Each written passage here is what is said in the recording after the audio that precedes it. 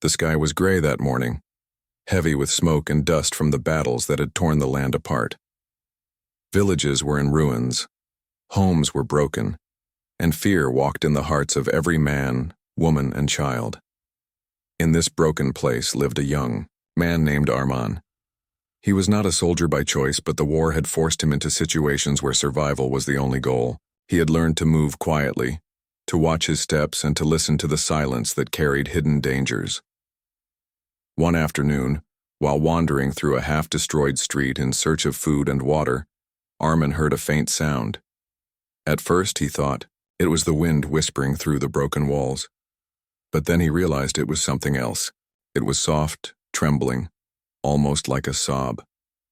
He paused, his heart beating faster, because in times of war, even a small sound could mean danger.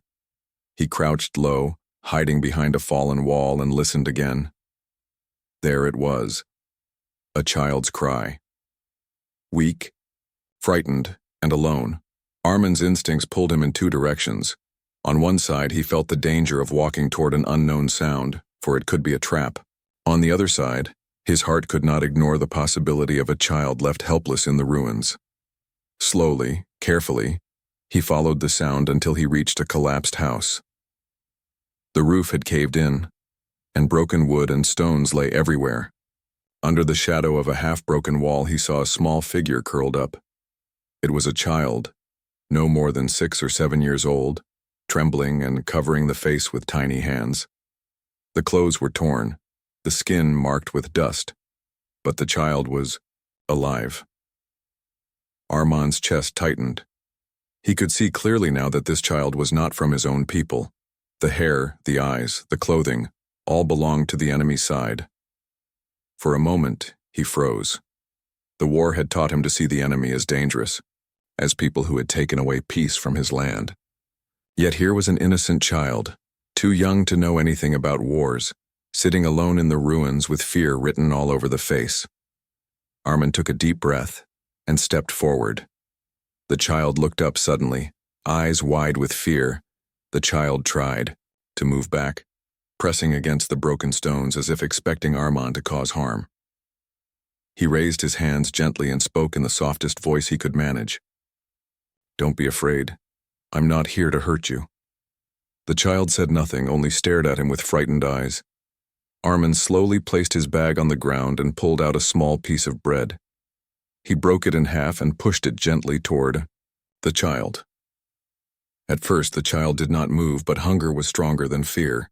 After a long pause, small hands reached out and grabbed the bread, holding it tightly as if it were the most precious thing in the world. Arman smiled faintly, though his heart still felt heavy. He sat down at a little distance, giving the child space to feel safe. As he watched the child eat, he could not stop his mind from thinking. This was the child of the enemy. Should he walk away and leave the child to fate? That would be the easiest choice, the one his people would expect. But as he watched those frightened eyes, he knew he could not do that. The sound of heavy footsteps suddenly broke the silence. Arman turned sharply and saw 2 armed men approaching from the far end of the ruined street. His heart raced. These were not from his side. They belonged to the enemy. And from the way they carried themselves, they were searching for something, or someone.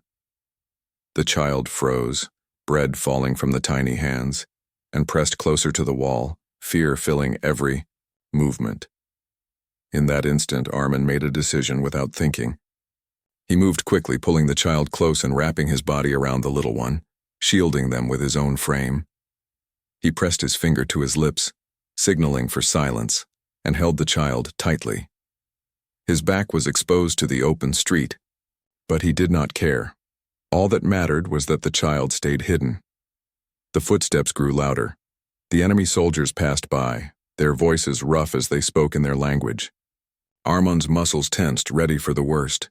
If they turned their heads, they would see him crouched there with the child. But luck, or perhaps fate, kept them from looking.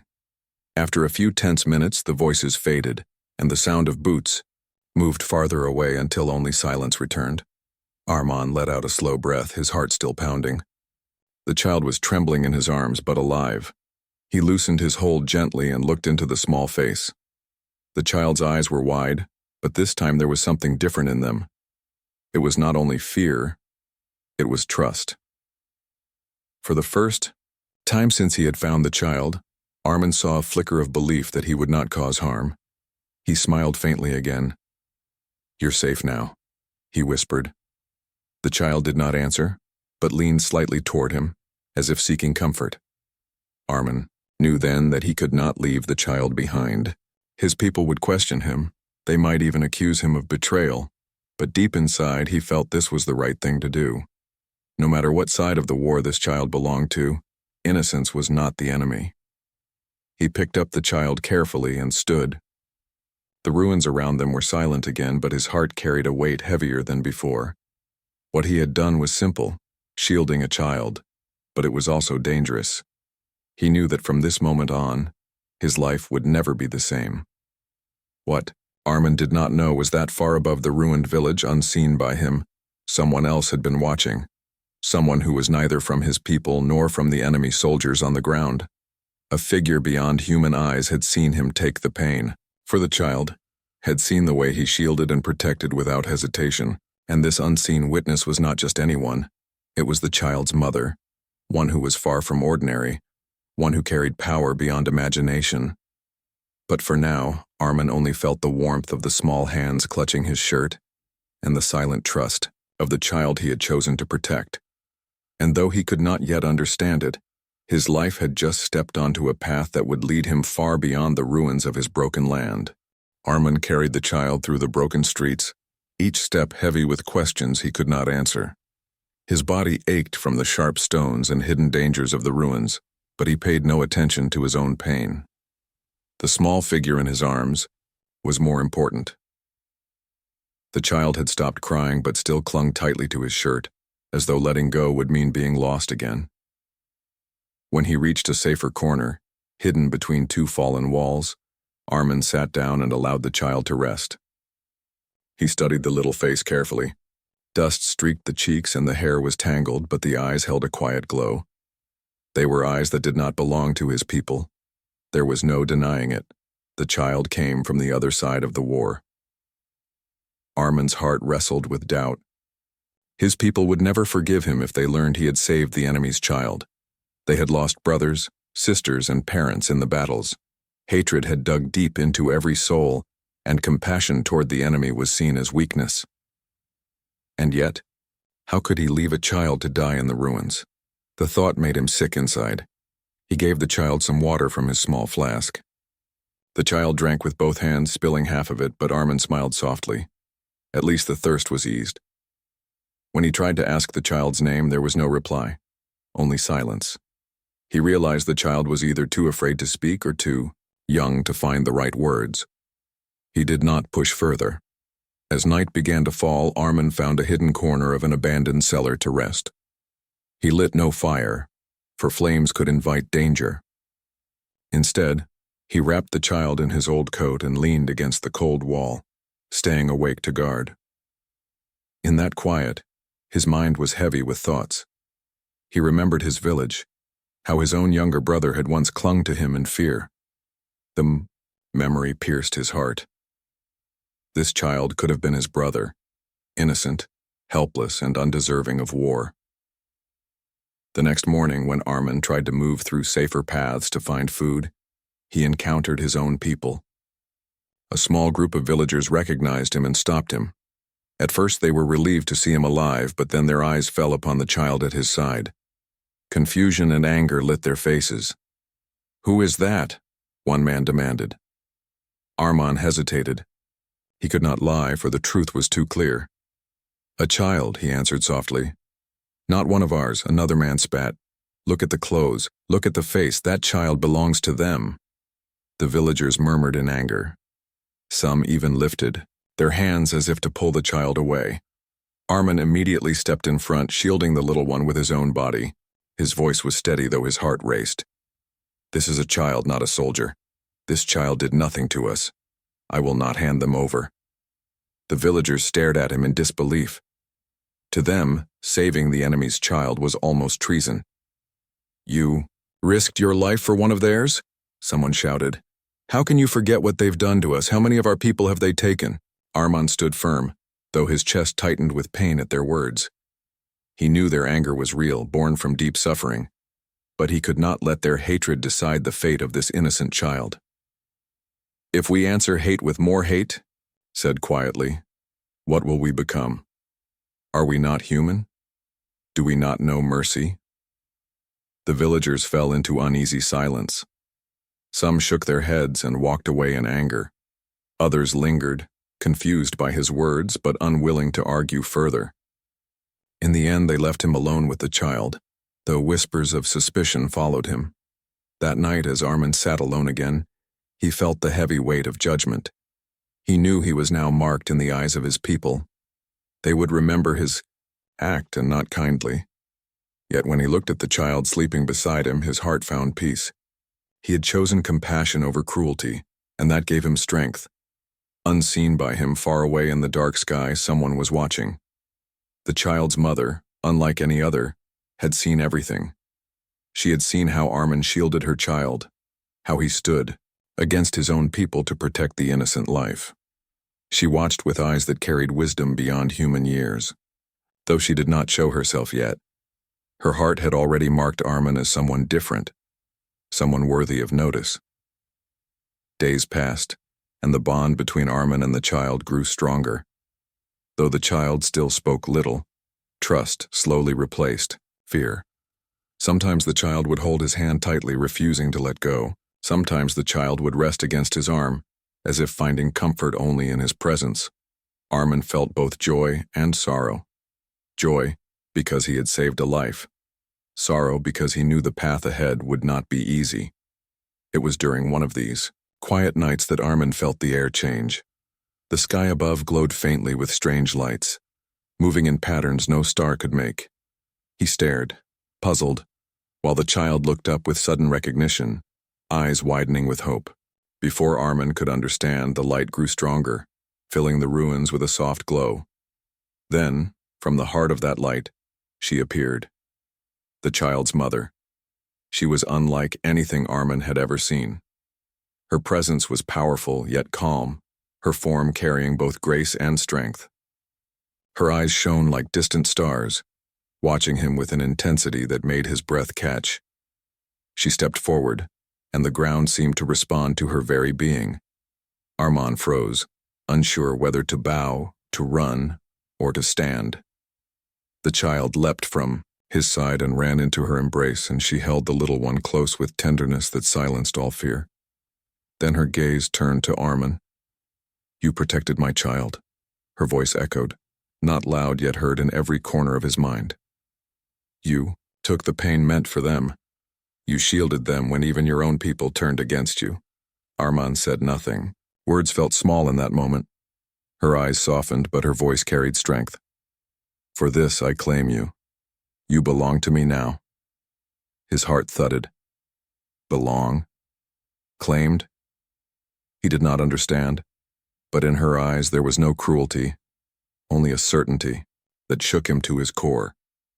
He had stepped into a story far larger than himself, and nothing would ever be the same again. Armand could not move as her words settled over him. The child's mother stood before him, radiant and unshakable, declaring with calm certainty that he now belonged to her. His mind spun. He had faced battles, hunger, and suspicion from his people, but nothing had prepared him for this moment. The child clung to her, comforted by her presence. It was clear to Armand that she was not just a mother in the way he understood mothers. She was something greater, a being who carried power that reached beyond the earth. Every motion she made seemed to bend the air around her. Every glance pierced deeper than sight. You do not understand now, she said, her voice like the sound of wind through endless skies. But in time, you will. Armand swallowed hard. He wanted to protest, to say he belonged to no one, but his voice refused to rise. A strange calm spread through him, mixed with fear and awe. He looked at the child, who smiled faintly now, safe in her mother's arms. Something inside him softened. He had promised himself he would not let harm touch the child, and now he could see where the bond had led him. The people around who had seen the light in the sky gathered at a distance, whispering in fear. To them, the alien mother was not a vision of grace but a terrifying presence, one that proved Armin had betrayed them. Murmurs spread quickly. Some claimed she had come to punish them, others said she had come to take what belonged to their world. All eyes fell on Armin, and none with kindness. The alien mother noticed their fear but did not address them. Instead, she stepped closer to Armin. "You chose compassion over hate. That choice makes you mine. I do not take you by force. I call you because of what you have shown." Armin finally found his voice. "Why me?" he whispered. "I am only a man. I have no power, no place. I only tried to do what was right." Her gaze did not waver. "That is the power you do not yet see. In the darkest times, when most choose hate, you chose differently. That choice is greater than strength, greater than fear. That is why I demand you." The villagers muttered angrily behind him. To them, this was madness, one of their own being claimed by the enemy's strange mother. Some wanted to shout, some wanted to drag him back, but fear of her presence held them silent. Armin stood caught between two worlds. Behind him were his people, their suspicion burning like fire. Before him stood the alien mother, her calm authority pulling him into the unknown. He looked at the child again, who gazed at him with eyes full of hope. He felt the weight of 1,000 choices pressing on his shoulders. He had never asked for this. All he wanted was to protect a child. But fate, it seemed, had decided otherwise. That night, when the villagers returned to their shelters, whispers grew into arguments. Some said Armin had betrayed them. Others feared he would bring danger upon them. A few, though very few, spoke quietly of the courage he had shown, but their voices were drowned by anger. Armin became a name that carried division. He, too, was restless. Alone in the shadows, he wondered what his future would be. Could he return to his people when they saw him as a traitor? Could he follow the alien mother into a life he did not understand? His heart was torn. The alien mother did not press him immediately. She waited, giving him time as though she knew his struggle. But she remained close, her presence always near, as if reminding him that his decision was not only about himself, but about something far greater. Each day, Armin wrestled with doubt. He thought of his village, his family, the land he had called home. But he also thought of the child, of the way those small hands had clung to him, of the trust that had grown between them. His heart knew that bond could not be broken. The more he thought, the more he realized that the alien mother's demand was not chains. It was an invitation. She had seen in him what others refused to see. To her, his compassion was not weakness, but strength. And slowly, though fear still lingered, Armin began to see a path opening before him. A path away from the ruins of war, toward something unknown but filled with possibility. He did not yet speak his choice, but deep inside, he knew. His destiny was no longer bound only to his people. It was tied to the child he had saved and to the mother who had claimed him forever. Armin's heart was heavy with confusion. The alien mother had spoken words that could not leave his mind. She had claimed him, not as a prisoner, but as someone worthy, someone chosen. Yet the weight of that claim pressed on him with every step. He could not sleep without hearing her voice echo in his thoughts. He could not look at the child without feeling the bond that had grown between them. And still, when he turned toward his own people, he felt only their mistrust and suspicion. Each day was a struggle of choice. He walked among his village and saw the faces of men and women who no longer looked at him with kindness. Whispers followed him. Some said he was cursed. Some said he was no longer one of them. A few even refused to let their children play near him, as though his act of compassion had made him dangerous. Their coldness cut him more deeply than any wound from battle. At night, he found himself drawn toward the edge of the village, where the skies often glowed faintly with strange light. He knew she was there, watching. The alien mother never forced herself upon him, but her presence lingered like a question he could not escape.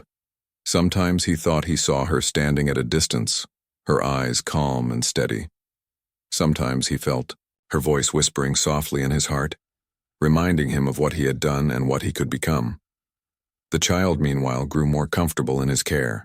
No longer trembling with fear, the little one now smiled, laughed, and sometimes tugged on his hand as though demanding he follow. Armin could not deny the joy it brought him. In the child's eyes there was no judgment, no suspicion, only trust. That trust warmed him even when his own people turned away. One evening, the elders of the village summoned him. He entered the meeting place with a heavy heart, already knowing their faces would not be kind. They sat in a circle, their eyes sharp, their voices cold. "Armin," the eldest said, "you have brought danger upon us. You saved the enemy's child. Now the enemy's mother has come. Do you not see? You have invited her here." Armin bowed his head. "I did what I believed was right. The child is innocent. I could not leave them to die." "Innocent?" another elder spat. "No child of theirs is innocent. They will grow, they will learn to hate us, and one day they will take arms against us. By saving the child you have planted the seed of our destruction." Armin's fists tightened, but he forced himself to speak calmly. "If we kill children for the sins of their parents, then we are no better than those we call enemies." The room grew tense. Some elders shook their heads, others muttered in anger. Only a few looked troubled, as though his words had touched them. Finally, the eldest spoke again. "If you choose them, you are no longer one of us. Decide where you belong, Armin. With your people, or with the enemy." He left the meeting with his heart breaking. His people had given him an ultimatum. To stay meant betraying the child he had saved. To leave meant losing the only home he had ever known. The choice gnawed at him day and night.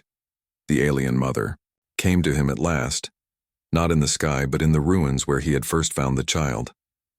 Her presence filled the air with a calm strength. "You suffer because you are torn," she said softly. "But suffering is the cost of choice. You must decide, Armin, not for me, not for them, but for yourself. Where does your heart lead you?" Armin's voice broke. "If I leave my people, they will call me a traitor. If I stay, I must abandon the child. Either way, I lose everything." She stepped closer, her gaze steady. "You lose only what was never truly yours. What you gain will shape the future. You do not yet see it, but your choice is not only about you. It is about the child, about peace, about what lies beyond war. Your people see weakness in your compassion. I see strength." He looked at her, torn between fear and awe. "Why me? Why do you demand me?" "Because you did what no one else would do," she answered. "Because you chose love over hate. Because in you lies the bridge between two worlds." Her words burned into him. He turned them over in his heart again and again. At last, after nights of sleepless thought, he realized the truth. His people had already turned their backs on him. The child, however, had no one else. And the alien mother, strange and powerful as she was, had seen in him something even he had never recognized. One morning, as the sun rose over the broken land, Armin made his choice. He walked away from the village, carrying only a small bundle of belongings. The villagers watched him go, some with anger, some with sorrow, but none with understanding. He did not look back. The child held his hand tightly, walking beside him. Ahead, the alien mother waited, her eyes shining with a quiet certainty. Armin stepped into the unknown, his heart heavy with loss but firm with resolve. He had chosen not the safety of the familiar, but the courage of compassion. His struggle of choice had ended, and a new path had begun. The days that followed were unlike anything Armin had ever imagined. The alien mother took him and the child, beyond the ruins of his land, to places where the air itself seemed alive with strange light. The ground glowed faintly, and the sky shimmered with colors he had never seen. He felt small, like a grain of sand in an endless desert, yet he also felt something new, a sense of belonging he had never known among his people. The child laughed freely now, running among the glowing fields, no longer haunted by fear. Watching, the child's joy gave Armin strength. He began to see why the alien mother had demanded him. She had not taken him as a prisoner, but invited him into a world where compassion was not weakness. Yet even in this strange new land, his doubts followed him. At night he would sit alone, staring at the stars, wondering if he had done right. Did his people curse his name? Did they see him as a traitor forever? He longed for home, yet he knew he could never return. The alien mother joined him one such night. She sat beside him, her presence calming, her eyes filled with distant wisdom. "You still fear you made the wrong choice," she said gently. He nodded. "I left my people, I abandoned them." "You did not abandon them," she replied. "They abandoned you when they chose hate over mercy. You did not leave your people. You found a greater truth. You are not bound by walls and names. You are bound by the choices you make." Her words struck deep. Slowly he began to understand. His destiny was not tied to one village or one land. His destiny was tied to something larger, the bond between enemies, the bridge between worlds. As time passed, he grew stronger in spirit. The alien mother guided him, teaching him things he had never dreamed of, ways to listen to the world, to hear the voice of life itself. The child never left his side, always reminding him of why he had begun this journey. One day, as he stood at the edge of a glowing cliff, the alien mother spoke again. "Your story has only begun, Armin. You took the pain for my child, and in doing so you became part of a future that will outlive this war. You are no longer just a man of your people. You are a guardian of more than one world." Armin felt the truth of her words settle into his heart. He had lost much, but he had gained something greater. His act of compassion had led him to an unforeseen destiny, one he had never asked for, but one he could no longer deny. The child's laughter echoed behind him, pure and bright. The alien mother's eyes shone with trust, and Armin, once just a man lost in the ruins, stood now as a symbol of what compassion could create. His story became more than survival. It became a bridge between enemies, a hope for peace, and a reminder that even in the darkest of times, one selfless act could change everything.